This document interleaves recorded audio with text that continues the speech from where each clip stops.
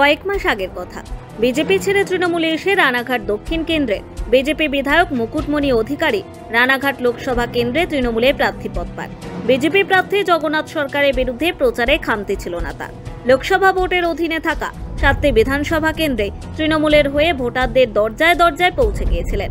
রানাঘাট দক্ষিণ বিধানসভা কেন্দ্র হইচই করে ভোটের প্রচার করেছিলেন মুকুটমণি অধিকারী। কোনো দিক থেকেই সুবিধে হয়নি। সদ্য বিজেপি থেকে এসে বিজেপি প্রার্থী জগন্নাথ সরকারের কাছে বিরাট ব্যবধানে হেরে যান মুকুটমণি। আবার দল ত্যাগ করে লোকসভা ভোটে দাঁড়ানোয় বিধায়ক পদও খারিজ হয়ে যায়। ফলে বিধায়কহীন রানাঘাট দক্ষিণ কেন্দ্রে আবার বিধানসভা উপনির্বাচন। তবে মুকুটমণির সৌভাগ্য যে দল তার উপরে বিধানসভা উপনির্বাচনেও আস্থা রেখেছে। পুরনো মসনদ ফিরে পেতে উপনির্বাচনের প্রচার পর্ব শেষ। এখন ভোট এবং ভোট শেষে 13 তারিখের দিকে চোখ। তার বিধায়কের মুকুট ফিরে পাবেন কি মুকুটমণি? জুন মাসের 4 তারিখে লোকসভা ভোটের যে ফল প্রকাশিত হয় তা মুকুটমণি অধিকারীকে খুব আশাবাদী করার মতো নয়। রানাঘাট দক্ষিণ কেন্দ্রে তিনি 86,000-এর বেশি ভোট পেলেও বিজেপি এই কেন্দ্রে 1,23,000-এর বেশি ভোট পায়।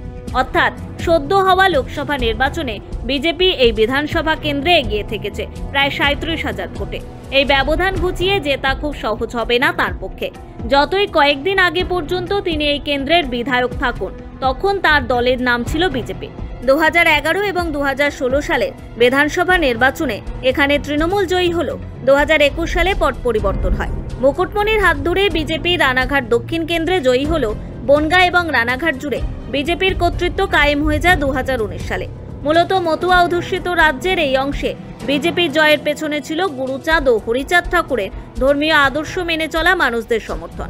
এবার লোকসভা ভোটের আগে সংশয় ছিল সিএ ইস্যু ঘিরে মতুয়া সম্প্রদায়ভুক্ত মানুষ হয়তো বিজেপি থেকে মুখ ফেরান কিনা তা নিয়ে দোলাচল ছিল। কিন্তু 2024 লোকসভা ভোট প্রমাণ করে দেয় মতুয়া গোষ্ঠী বিজেপির সঙ্গেই আছে। স্বাভাবিকভাবেই বিজেপির মনোজ কুমার বিশ্বাসের সম্ভাবনা কাগজে কলমে বেশি। এই কেন্দ্র বিজেপি ধরে রাখলে বিস্মিত হওয়ার কিছু নেই। প্রতিশ্রুতি তো শুধু আমরা নির্বাচনের পূর্বে দেই না। আমরা ভারতীয় জনতা পার্টি সারা বৎসরই পথে থাকি।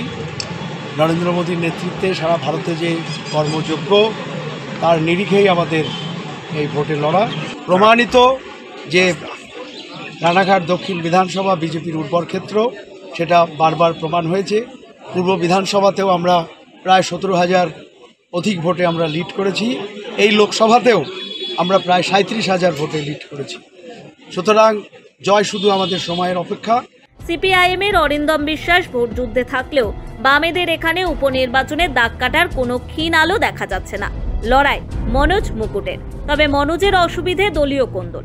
মনোজের বিরুদ্ধে অসন্তুষ্ট ছিল বিজেপির একটি অংশ। তাকে বহিরাগত তকমা দিয়ে বিজেপির এক অংশ ক্ষোভ বিক্ষোভ দেখিয়েছিল।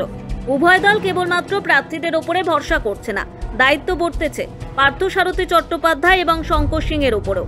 2021 সালে দুজনে রানাঘাট উত্তর পশ্চিম কেন্দ্রের প্রতিদ্বন্দ্বী ছিলেন। এই লড়াইয়ে তৃণমূলের শঙ্কর সিংহকে হারিয়ে দেন বিজেপির পার্থসারথী। তাই রানাঘাট দক্ষিণ কেন্দ্রের উপনির্বাচন যেন তাঁদেরও লড়াই। এখন দেখার উপনির্বাচনের যুদ্ধে কে জেতেন। এখানে একাধিক ইস্যু রয়েছে, যার মধ্যে দুর্বল যোগাযোগ ব্যবস্থা অন্যতম। তৃণমূল বলছে জেতার জন্য তাদের হাতে রয়েছে বেশ কিছু তাস। স্বাভাবিকভাবেই প্রকল্প এবং উন্নয়নকে রানাঘাট দক্ষিণ কেন্দ্র 8 বছর পরে ফিরে পেতে হাতিয়ার করবে তৃণমূল। মমতা ব্যানার্জি, অভিষেক ব্যানার্জি এবং তৃণমূল কংগ্রেসের যে সার্বিক উন্নয়ন, লক্ষ্মীর ভাণ্ডার, কন্যাশ্রী, রূপশ্রী থেকে শুরু করে একাধিক প্রকল্প, স্বাস্থ্যসাথী থেকে শুরু করে 77টি জনমুখী প্রকল্প, তার সুবিধা মানুষ পাচ্ছেন সেগুলো তুলে ধরার চেষ্টা করেছি। এবং সেই সঙ্গে সঙ্গে বিগত 5 বছর বিজেপির সাংসদ এখানে যে সার্বিক অনুন্নয়ন করেছেন তাকে চোখে দেখা যায়নি। একটা অন্ধ হিন্দুত্বের মোহ, যেখানে 80% হিন্দুদের জায়গা নেই, সেই রকম একটা হিন্দুত্বের বেড়াজাল তৈরি করে ভগবান পুরুষোত্তম শ্রীরামচন্দ্রের নামে যারা ভোট চান, যারা এলাকার সার্বিক ডেভেলপমেন্টের কাজ করে না, যারা উচ্চবিত্তদের দল, যারা উচ্চবিত্তদের নিয়ে ভারতবর্ষ চালানোর চেষ্টা করে, সেই বিজেপিকে এখান থেকে হাঁটিয়ে মমতা ব্যানার্জির উন্নয়নকে বেশি করে ঢোকানোর জন্য, এলাকার উন্নয়ন করার জন্য মানুষের কাছে আবেদন জানিয়েছি। তবে বিজেপি আত্মবিশ্বাসী। এর মধ্যেই শুভেন্দু অধিকারী নিয়মিত যোগাযোগ রেখে চলেছেন রানাঘাট দক্ষিণ কেন্দ্রের বিজেপি নেতাকর্মীদের সঙ্গে।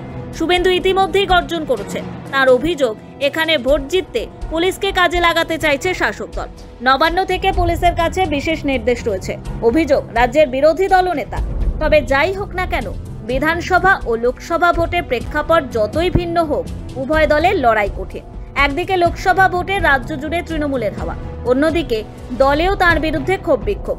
বিজেপি প্রার্থী মনোজের জয়ও যেমন সহজ নয়, তৃণমূলের লড়াই আরও কঠিন। সবেমাত্র শেষ হওয়া লোকসভা ভোটে 12% ভোটের মার্জিনে পিছিয়ে থেকে বিধানসভা উপনির্বাচনে মুকুট লাভ করার নিশ্চিত কোনো প্রতিশ্রুতি নেই। সাম্প্রতিক সমীকরণ তেমনটাই বলছে। সায়ন মোদক, পুরন্দর চক্রবর্তী ও চুমকি সূত্রধরের রিপোর্ট, সময়, কলকাতা।